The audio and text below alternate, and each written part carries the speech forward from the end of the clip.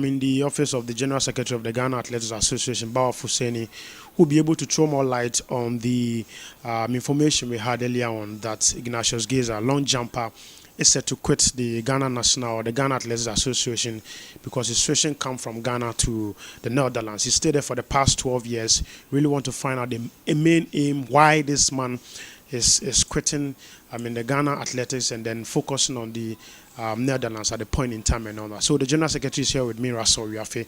We just have some chit chat with him and then we'll continue from here. But thank you very much for your time. Thank you very much for having me. First of all, have you received any letter from this man, Ignatius Gaisah? Yeah, we received a letter from him informing us of his decision to switch nationality or allegiance from Ghana to the Netherlands. And did he actually explain to your outfit why he is quitting Ghana and then focusing on the Netherlands? Definitely, he outlined certain reasons why he's going. That's the reason why he has gone. One was that he has stayed there for 12 years. He has learned the language. He wants to use their facilities. He wants always to be with his coach, and above all, on financial grounds and for future opportunities. These are the reasons why he said he's leaving Ghana to the Netherlands. And as an association, the executive board has to sit and decide what to do because he requested that Ghana should release him to go and compete for the Netherlands. The IWF rule is that if any athlete who is switching allegiance from one country to another country, first the previous country have to give their consent for him, or he has to sit down for 2 years before he'll be free to compete for the new country. So he doesn't want to sit for 2 years. So he's requesting Ghana to release him to Netherlands to compete for the Netherlands. But as I said, I cannot give a reaction to that. I have to wait for the executive board to sit. And whatever they ask me to bring it out to the public domain, I will do so after the meeting. When is the executive board going to sit on this particular issue? Very soon, very soon. But what I gather is that we need to look into the allegation that he leveled. Because apart from the letter, we had his interviews, and he cataloged certain reasons why he went. When he was sick, nobody bothered to call, even give me a phone call, let alone pay his medical bills. That was way 2006, 2006, 2007. That was way before we came. But we need to look at it. We need to look at why he didn't take the decision that time, and now that he's taking the decision, still referring to those issues in 2007, 2008. So we need to look at it. So we'll look at it before the executive board will meet. Then we'll come up with clear and unambiguous response to the Gaisah issue. Okay. In an interview with Happy FM, he cited that in 2006, as you rightly said, in 2007, he sustained a career-threatening injury. And your outfit, because at that time you were still the general secretary, together with a host of other members who were still around and all that, you failed to even call him. And then the man is peeved. No, by that time, this kind of ambition wasn't there. It was Sandy and other people who were in charge of athletics who were not there. We came in 2010. So yeah, that's what I'm aware of that injury. By that time, I was still an athlete. It was a career-threatening injury. I understand I knew he went to Germany for several operations, not even one operation in Germany. Yes, I was aware of that injury. But why the then administration did not do what he was expecting them to do, and why he did not take action that time and he's taking actions now.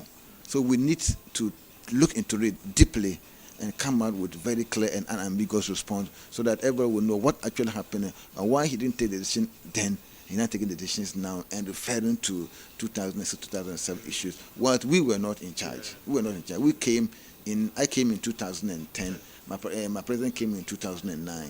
So that was long before we came in. But we still have to look into it and see why that didn't happen and why he's taking the decisions now, so that future will not have such things to happen again. Okay. And the law is that, the IAAF, as we are told, that your outfit will have to give him a permission for him to continue wherever he wants to go. We are told that he's going to switch allegiance to the Netherlands and all that. Again, what actually went wrong? Your own perspective, what actually went wrong? And do you think we can lure this guy to come back and help us? To where I stand, it will be difficult for me to know what actually went wrong. Because in 2010, he competed for Ghana for 2 international competitions. There was no complaint. We pay all his allowances for him. In 2011, I was with him in Daegu. award with him at Maputo for All African Games in 2012 to award with him in Benin, and we're together in London. There was nothing that we didn't do. What deserves him were not given to him. All the allowance and everything was given to him.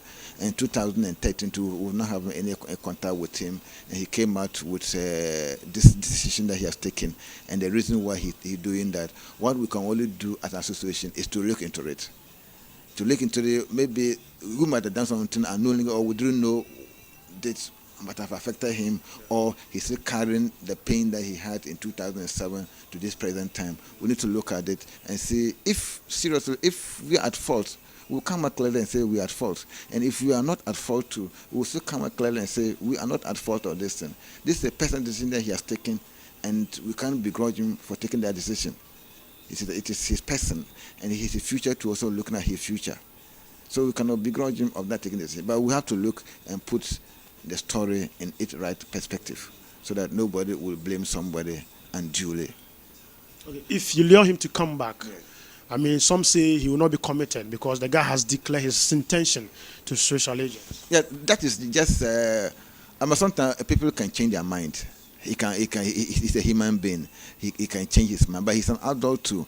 Some people, once they made up their mind, they made up their mind, no matter what. And I had an interview. He said, so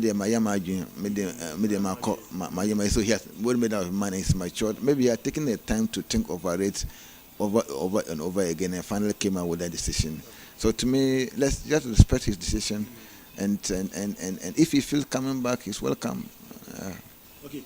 I mean, Bawa, what is the way forward for some of these athletes? Because at a point in time, Margaret Simpson also complained bitterly about some issues with his traveling documents, unpaid bonuses, and blah, blah, blah, especially the African Championship in Benin recently and all that. How will we be able to curb some of these things concerning your outfit?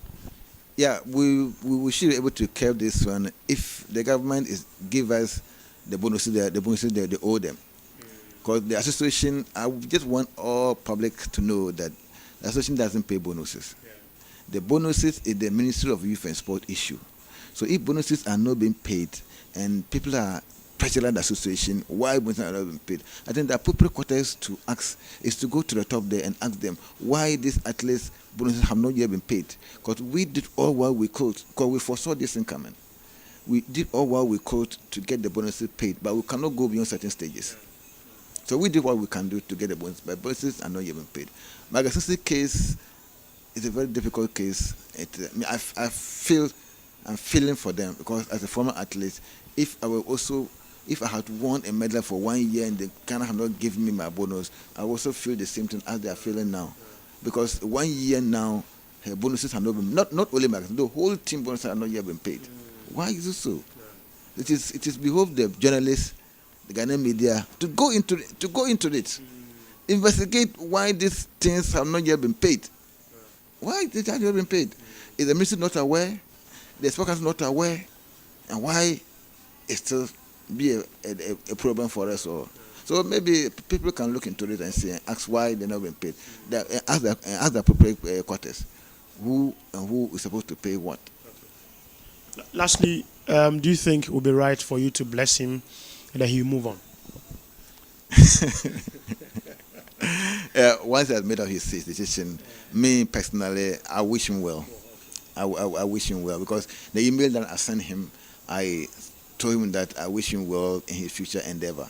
Because when I saw the email he sent to us, I just sat back. So what is happening? But anyway, he was just telling us. He wasn't informing us. He wasn't consulting us. He was telling us what he has done.